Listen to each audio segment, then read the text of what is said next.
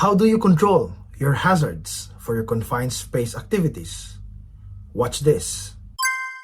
To mitigate the risks associated with your confined spaces, various control measures should be implemented to ensure the safety of your workers.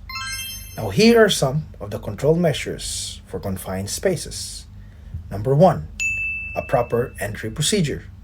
You must develop and implement a comprehensive entry permit system outlining the procedures for entering a confined space.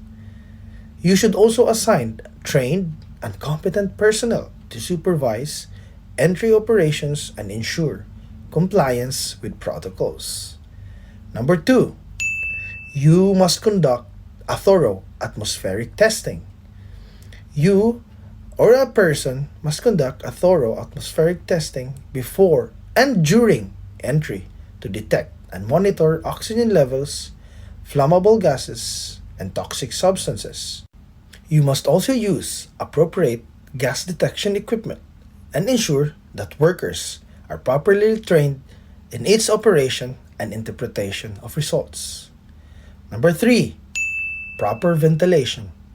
You, as a safety professional, must ensure adequate ventilation inside the confined spaces to maintain a safe air quality and prevent accumulation of hazardous gases or vapors. Should also use mechanical ventilation system such as blowers or fans to improve air circulation and reduce the risks of atmospheric hazards. Number 4, hazard elimination or hazard control. You must identify and eliminate or even control hazards within your confined spaces through engineering controls such as enclosing or isolating the hazards. You must implement lockout and tagout system or LOTO and isolate any energized equipment or machinery within the confined space before entry.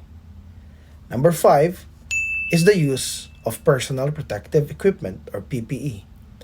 Workers must wear the appropriate PPE when working inside a confined space, including respiratory protection, harnesses, and lifelines.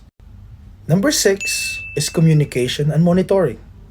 You must establish an effective communication systems such as two-way radios or signaling devices to maintain contact with workers inside a confined space. You must also implement a buddy system to ensure continuous monitoring and communication between the workers inside the confined space and outside the confined space. And number 7 is the most important: emergency preparedness and rescue. You must train your workers in confined space rescue techniques and procedures, including use of rescue equipment and retrieval systems. You must also conduct regular drills and simulations to ensure readiness and proficiency in emergency response and rescue operations. Another tip is that you must provide training and awareness to all your people.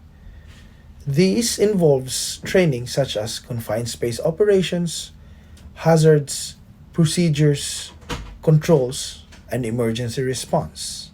You must also ensure that workers are aware of the risks associated with confined spaces and understand their roles and responsibilities in maintaining safety.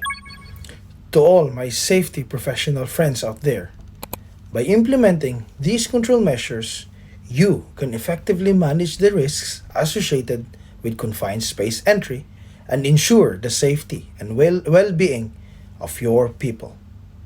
Thank you.